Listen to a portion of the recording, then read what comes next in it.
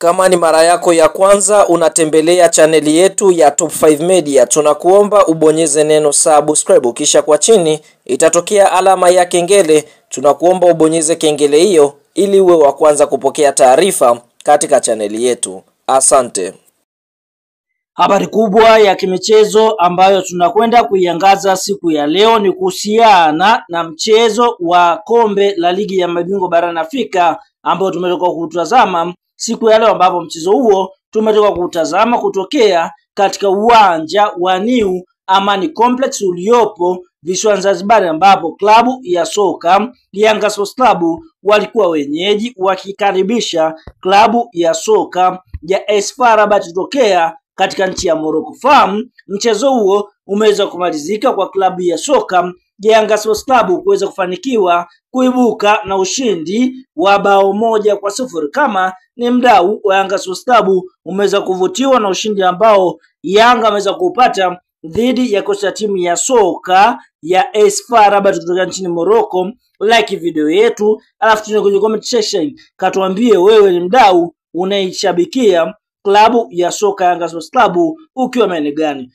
Mchezo huu ulikuwa na kuvutia sana kwa sababu vilabu viwili ni vilabu vikubwa barani Afrika. Katika kipindi cha kwanza timu hizi ziweza kutushana nguvu ya sare ya bao 0-0, lakini katika kipindi cha pili klabu ya soka Yanga Sports Club wakaweza kurejea na mbinu mpya, mbinu ambazo zimeweza kuiwezesha klabu hii kuweza kuibuka na ushindi mbele ya kikosi cha timu ya soka ya AS FAR Rabat kutokea katika nchi ya Morocco. Katika kipindi cha pili tunashuhudia klabu ya soka Yanga Sports Club waliongeza mashambulizi na mnamo katika dakika ya 58 kupitia kwa pasi safi iliyopigwa na Mudathiri ya basi Prince mwana wa mfalme Prince Dube akaweza kuiandikia klabu ya soka Yanga Sports Club bao la pili, na mpaka mwamuzi wakati anapuliza kipenga chake, basi klabu ya soka Yanga Sports Club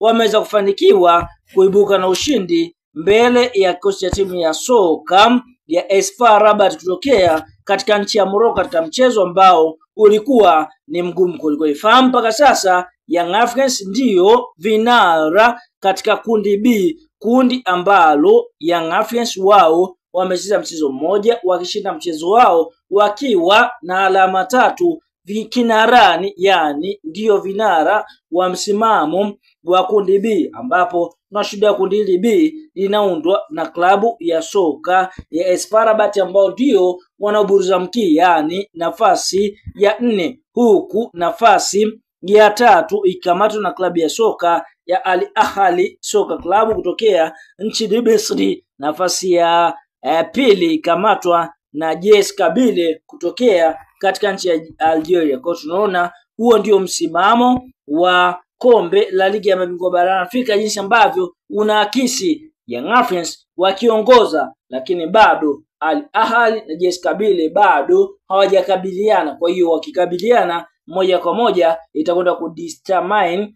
ni timu gani ambayo itakwenda kuongoza ligi kuu ya NBC. Lakini kwa upande mwingine Young Africans wameweza kuanza na ushindi katika mchezo wao wa kwanza wa ligi ya mabingwa barani Afrika kwa msimu wa 2025-2026.